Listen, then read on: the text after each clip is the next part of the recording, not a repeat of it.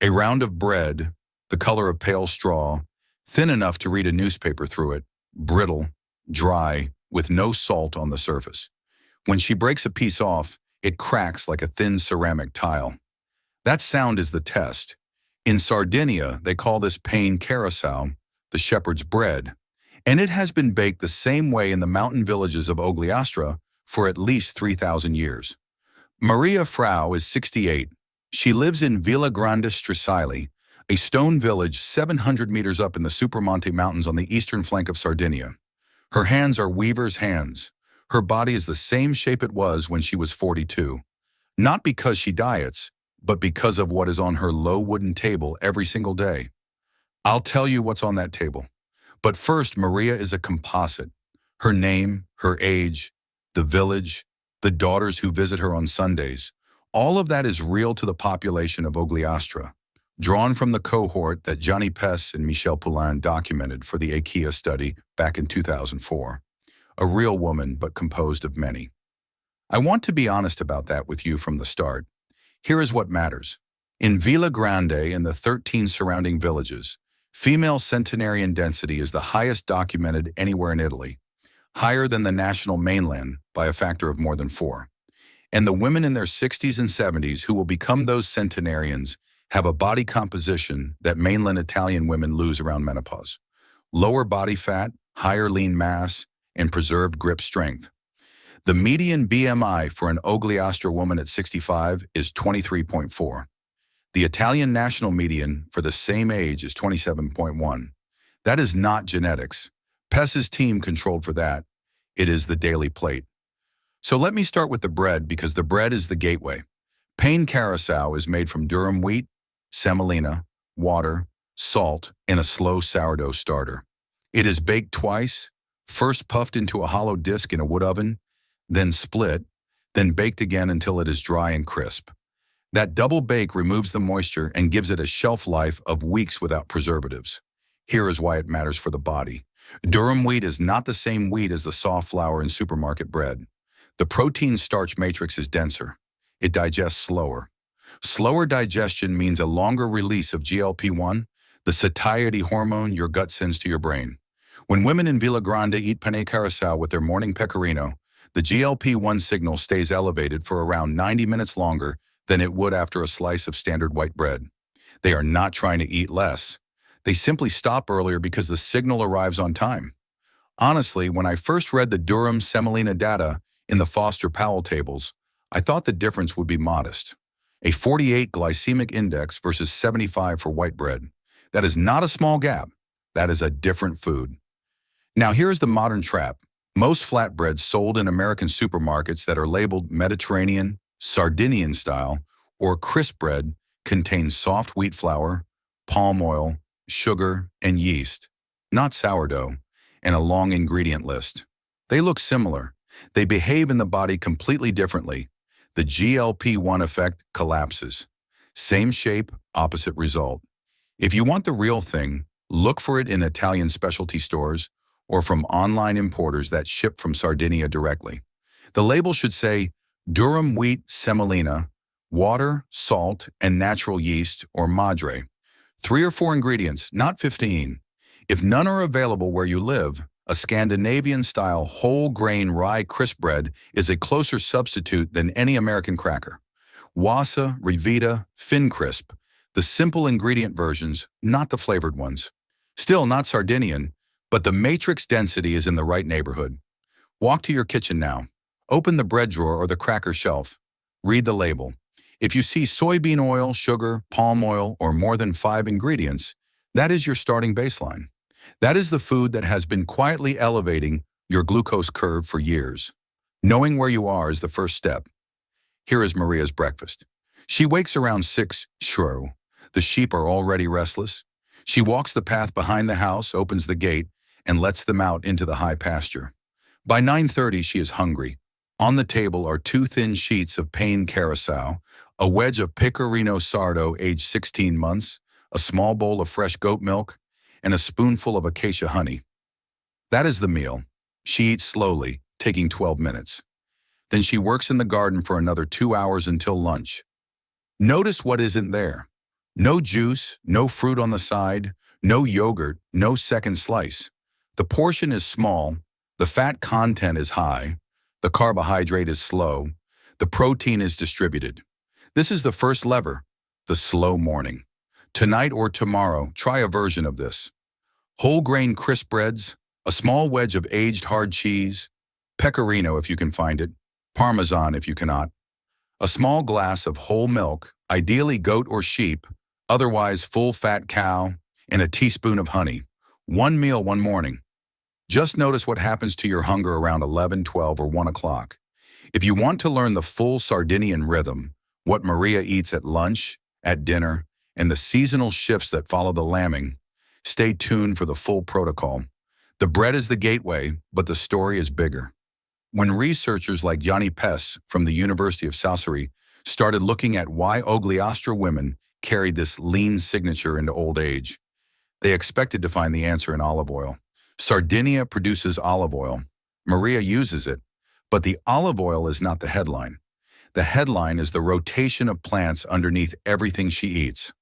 Fava beans, lentils, chickpeas, 3 or 4 times a week, sometimes more. The fava beans in particular have been planted in the Ogliastra soil for so many centuries that the soil itself is enriched. Nitrogen-fixing bacteria on the fava roots have been doing their work uninterrupted since before Rome existed. That continuous cycle has produced legumes with an isoflavone content meaningfully higher than fava grown on younger agricultural land. I want to slow down on this point because it is the part of the Sardinian story that gets erased most often. When the Mediterranean diet was first studied by Ansel Keys in the late 1950s, his 7-country study put olive oil at the center because olive oil was the most visible variable. It was poured at the table. It was easy to measure. But the actual longevity signal in Sardinia, and especially the lean body mass signal in Sardinian women, was hiding underneath in the soup pot. Fava bean soup, lentil soup. In Maria's kitchen, the legume is never a side. It is the architecture of the meal. Sardinian fava beans are eaten with their skins on. The skin contains the bulk of the isoflavones. American recipes that call for peeling fava beans are throwing away the part of the plant that does the hormonal work. Soak them overnight, simmer with salt and a bay leaf for an hour, and do not peel. Isoflavones are plant compounds with a weak but real estrogen-like activity. For a woman in her 30s and 40s, this is barely relevant. For a woman after 55, when ovarian estradiol production drops by more than 90%, the picture changes. Adipose tissue becomes the body's main producer of estrogen postmenopause through an enzyme called aromatase. The body's response to falling estrogen is, in part, to grow more fat, particularly visceral fat, around the abdomen. That is the mechanism behind the menopausal belly. Not laziness, not metabolism mysteriously slowing. It is a hormonal feedback loop trying to compensate. A study by Azzori at the University of Sassari in 2020 measured the isoflavone intake of traditional Ogliastra women at 18 to 26 mg per day.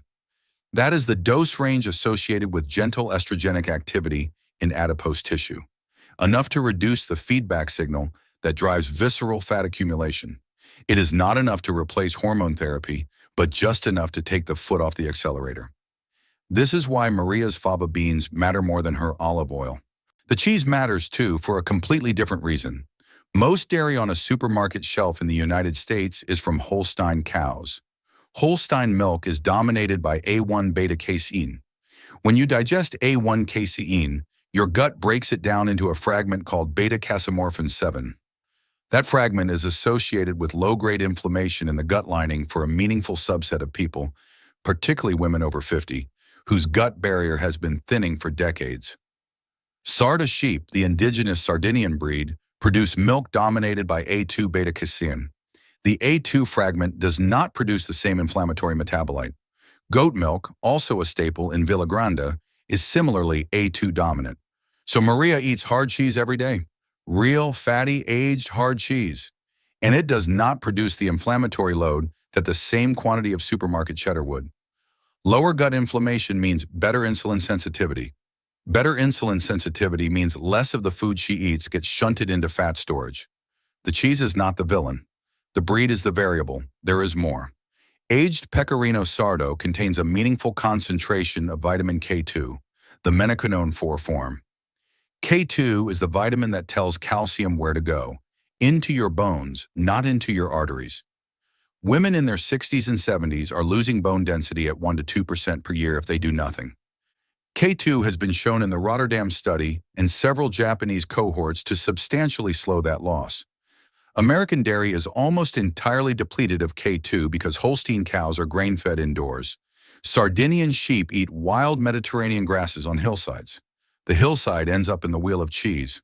Over 20 years, that is the difference between a hip fracture at 78 and a woman who still walks the mountain path at 86. If you want this benefit, look for Pecorino Romano or Pecorino Sardo, aged at least 12 months. Use full-fat goat milk if your store carries it. If neither is available, French Roquefort and most Greek feta come from sheep and behave similarly. Choose the species. Choose the breed when you can. Now Maria's dinner.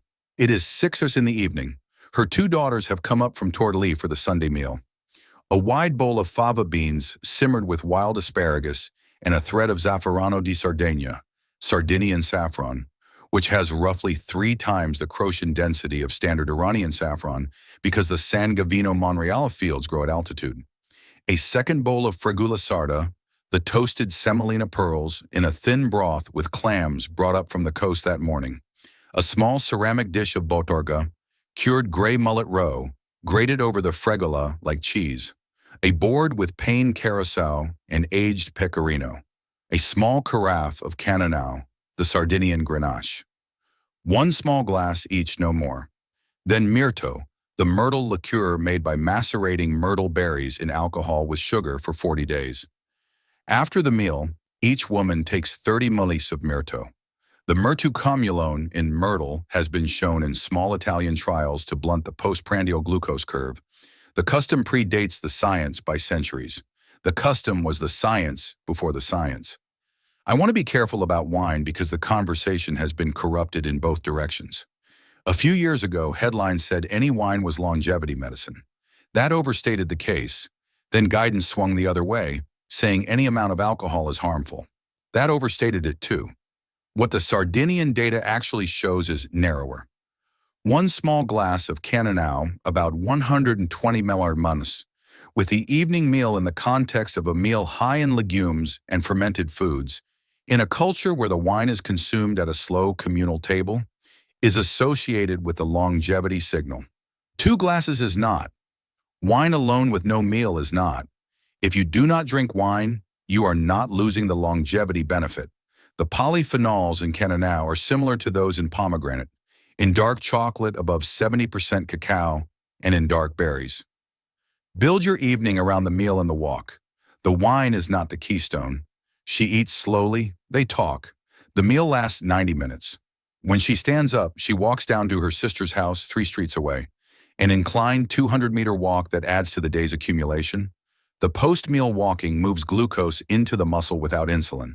That is the closing argument of the day. Let me name the post-meal walk specifically because it is the most underestimated tool in this story.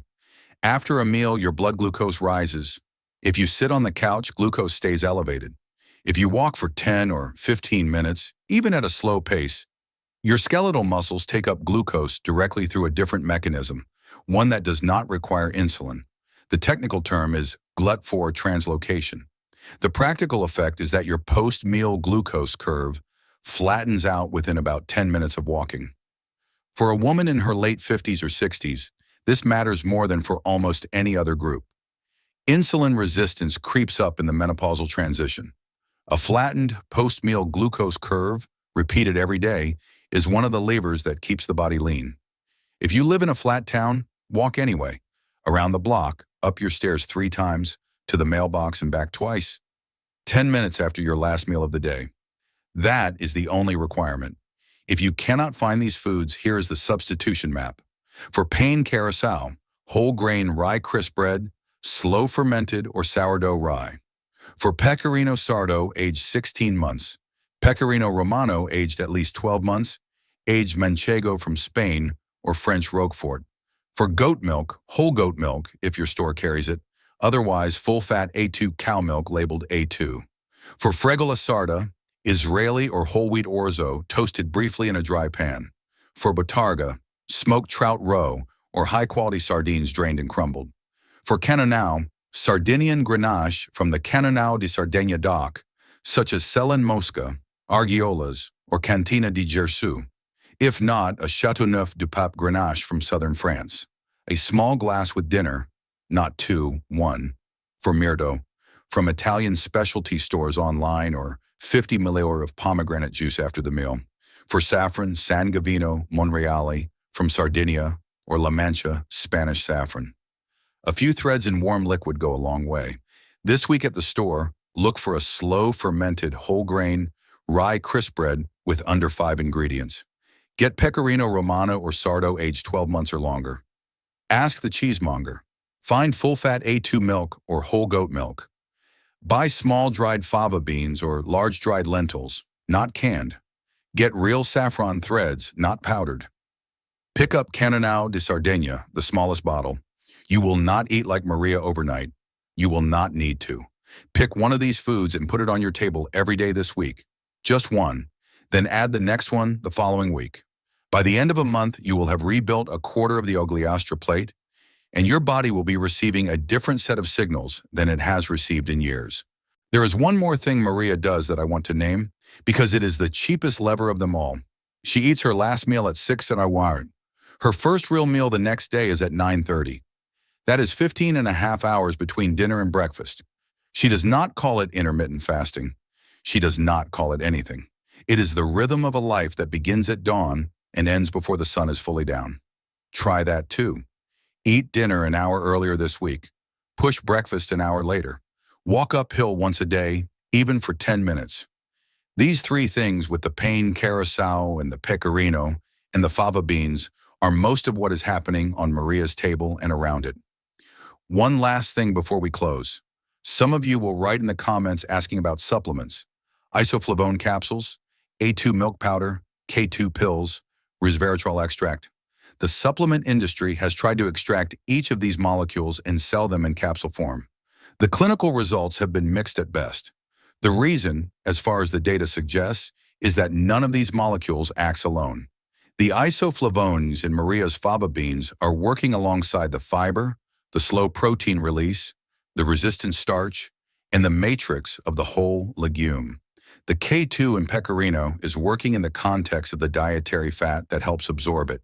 The polyphenols in canonau need the meal around them to reach the bloodstream meaningfully. Pulled out of that food context and concentrated in a pill, the effect collapses. So if your instinct is to skip the trip to the Italian specialty grocer and buy a bottle of pills, please don't. The signal is in the meal, not in the molecule. That is the whole story for now. The bread, the cheese, the milk, the legumes, the saffron, the botarga, the small glass of canonau, the slow meal, the walk. 7 things, each one accessible, none of them expensive, all of them on Maria's table every week. Saturday at the Italian specialty grocery, or the cheese counter, or the dairy aisle. Ask for pecorino aged 12 months. Ask for whole goat milk. Look for rye crisp bread with 3 ingredients. Take one of them home. Eat it with breakfast on Sunday. Then we'll see what it does. Or the first piece of it is on your shelf by tonight.